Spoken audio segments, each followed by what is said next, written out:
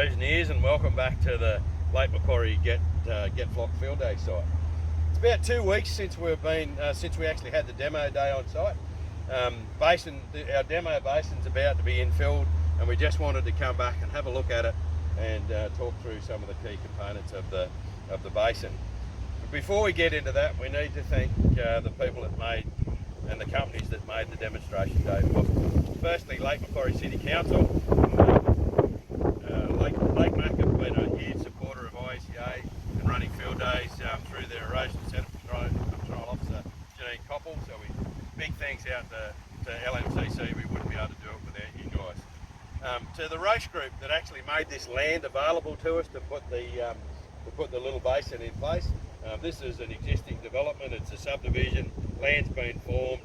Some of the houses are starting to be built, but we've actually just built this little basin just away from the development. To the guys from Turbid that actually supplied the coagulants and flocculants and shared their expertise with us on the day, that's greatly appreciated. And to Peter Carmichael from EnviroStraw that supplied the hydromulch products to stabilise our stockpile. The other stabilisation products, which we'll talk about in a little bit more detail later on, the geospray. And the other massive thanks is to the guys from Baldy Civil that actually came out and built the basin for us at absolutely no cost. They supplied guys, machinery, labour. They supported us on the day, and it just made it that much easier for us. All right, and look, I'm going to apologise for talking to you with sunglasses on. It's a really bright day out here in Lake Mac, beautiful winter's day, and it's really, really glary, so please accept my apologies for that. So the key components of a high efficiency basin are having a flow activated dosing system to actually get the products into the basin in the first place. A stabilised inlet. You don't want your basin becoming a source of sediment by having eroding drains that erode into it. So a stabilised inlet, a forebay, what we call a level spreader, and then the main basin pond. Now these things have to be formally designed, and so there's the Appendix B of the IECA 2008 best practice document has the procedure for designing the basin. It's not overly complex, but it's a little bit different to your traditional Type D or Type F basins. But amazingly, they actually tend to end up being roughly the similar sort of volume anyway.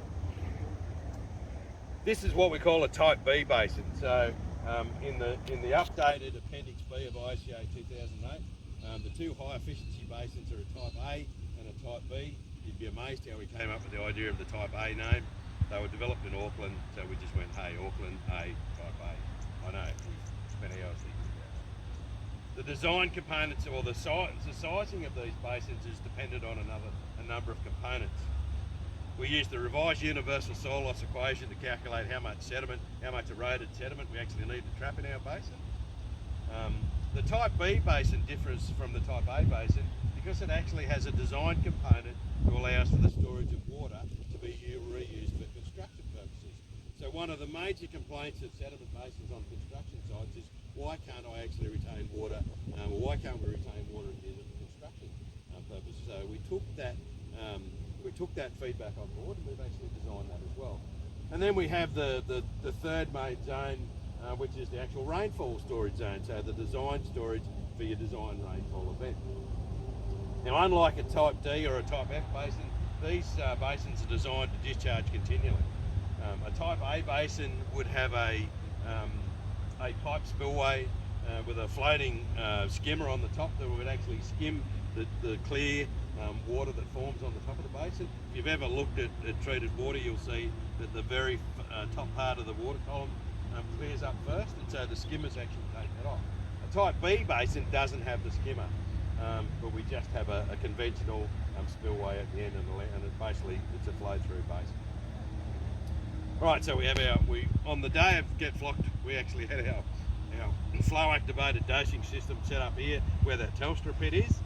Normally we would have our dosing system set up a fair bit further up in the contributing catchment, just to maximise the length that the product can actually mix in with the flow that's coming into the basin. Mixing of these chemicals is absolutely fundamental. Now this is what we call a forebay.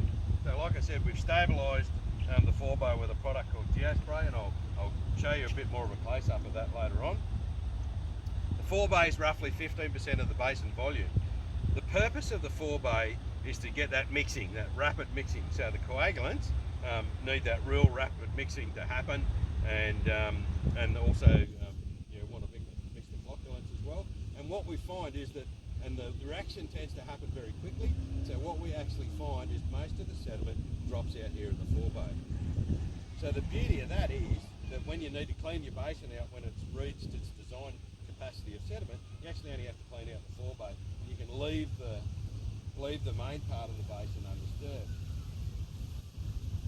One of the real challenges in urban developments like this, when we transition from the construction phase or the development phase, where the site built, and then it goes into a building phase, is that the developers will typically convert their sediment basins across to biofiltration basins. And what we find is that when it goes into the building phase, the biofiltration basins will actually clog up with sediment that's eroded off the building site. So one of the things with these high efficiency basins is we can actually keep the forebay and use that as almost the primary sediment control, and potentially convert the main pond of the basins into a biofiltration basin and almost have a dual function. So the next critical component is what we call the level spreader. So as you can imagine, as water's flowing into your basin, it's coming in with high energy in a concentrated flow at high velocity.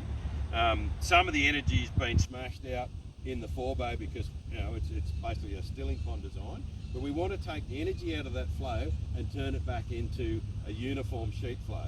So we want to go from high energy, high velocity to low energy, slow flow, to encourage this uniform flow through our basin to allow the flocks to settle out. Now we built this basin, or the Baldy guys built the basin for us, and then we had a few rainfall events before we had time to stabilise the forebay.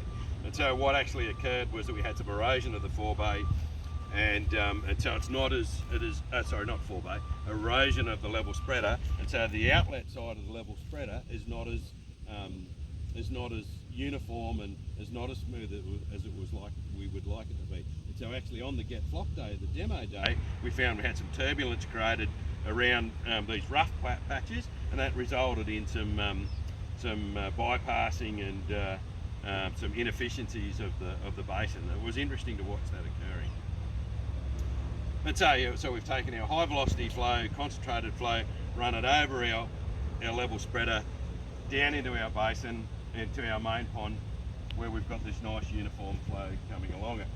So having some form of stabilisation on that, the spillway of the level spreader is absolutely critical. So it's got to be completely level all the way across and nice and smooth on the downstream side. The other thing you can see is that the level spreader kind of continued a little bit further than we'd like, and so we also had some flow coming around here. So when we actually put the Geospray down, we actually built it up a bit to try and force that sheet flow effect to the centre of the basin where the spillway was, and not around the sides here where it could concentrate and again short circuit the basin. So we've got our main pond. Like I said to you before, because the main pond only really is dealing with the very finest of flocks, we probably should hit the basin. It's highly unlikely that we'll ever need to actually come down and excavate it out, which is a significant logistical and a cost saving. I've operated sites where I've had basins across the sites, traditional type D basins, pardon me. I've had to bring long reach excavators in to come and clean out the basins, which has just been a pain. The other thing to note, here at Cameron Park we've got some really nasty dispersive soils. So dispersive soils are sodium dominated soils. These soils most likely magnesic as well, which is magnesium dominated, so highly erodible soils. If you don't stabilise the edges of your basin can potentially end up becoming the prime source of sediment. And so we really need to it's really important to stabilise your basin. A lot of people would go, well, I could just use a geofabric for that. But if we use a geofabric, water can actually, geofabric is a drainage blanket. You know, and so water will actually, raindrops and water will actually go through your geofabric and erode the soil from underneath the geofabric. And so on these sort of soils, this is where we need to go to a product something like this geospray. Now it's almost like a concrete. I mean, it's really hard. If you do it thick enough, you can drive over it. And so this is about, this particular example is about $3 a metre to put down. It was put down with a hydromulcher truck. The guys came down from from Tamworth to give us a hand to do that. So the best description I can give you of what it really is, it's a cementitious, hydrophobic, hydrocolloid, flexible spray-on drain liner. If you're trying to specify it, we can't use a product name. That's about the closest thing I can describe it as, or the closest technical description I can describe it as. There used to be 2 of these products in Australia. I haven't. I think the second one sort of dropped off the market, but it's one of the new innovations, if you like, in our market, which is good to see. Now, we included a deliberate mistake when we actually built this basin. Actually, it wasn't really a deliberate mistake, it was just something that we'd observed. A critical component of a high efficiency sediment basin is to get the length to width ratio ideal to encourage that long flow path for the flocculant to drop out. And so if we weren't restricted by the landform that we've got here, normally we'd build, this would be a lot bigger basin. It's a demo site, we were restricted by what room we had, and we didn't want to clear this vegetation down the bottom. And so normally we would have put the spillway right at the end here to maximise that flow path, but we actually put it just here where my feet are. And so what we found on the demonstration day was that it was short-circuiting.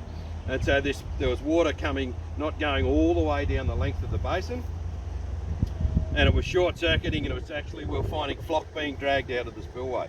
So it was actually creating a velocity that would drop the flock out of the spillway. And that's another component of the design that needs to be considered.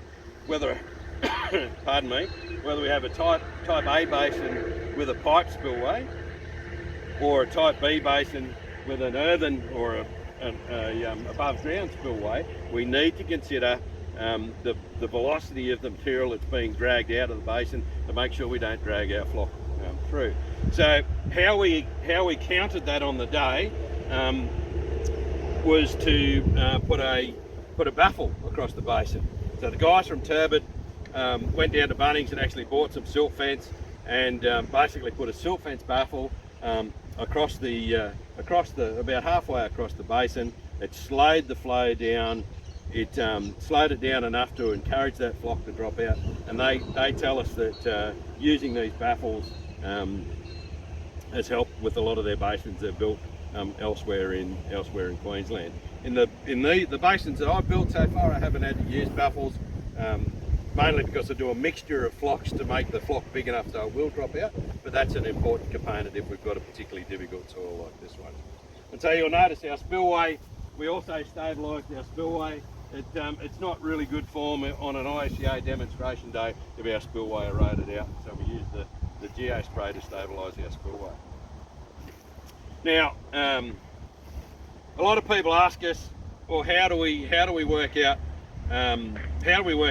what chemicals and products to use in the basins? Can you just buy anything and dump it in there? Well, the answer is clearly no.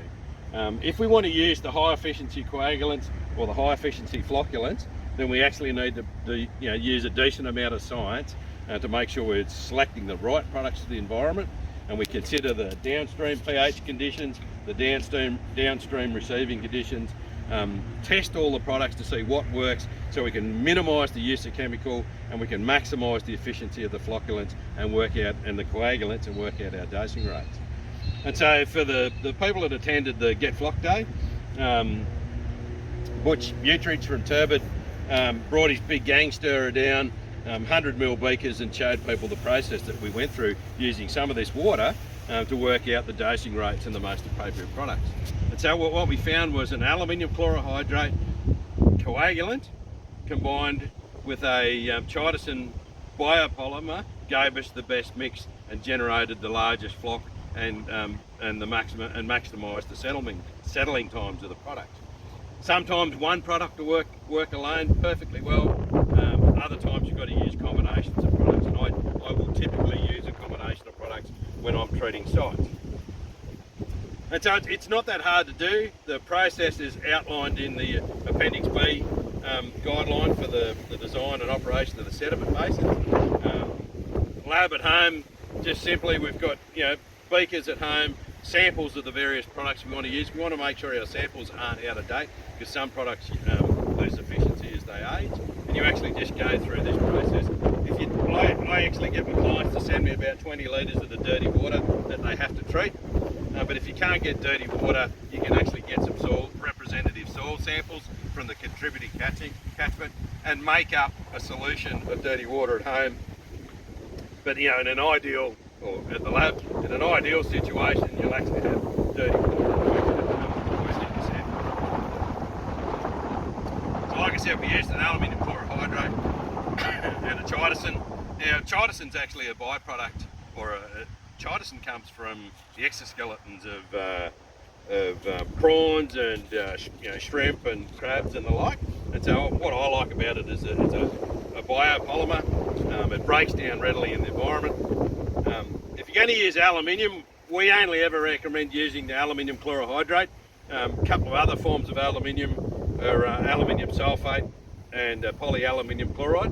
They'll actually cause your basins to go quite acidic, and so we've regularly seen basins drop from 7 down to pHs of 4.5. And so there's potential ecotoxicities with aluminium products if the pHs are less than sort of 5.5, and you need to think about your receiving and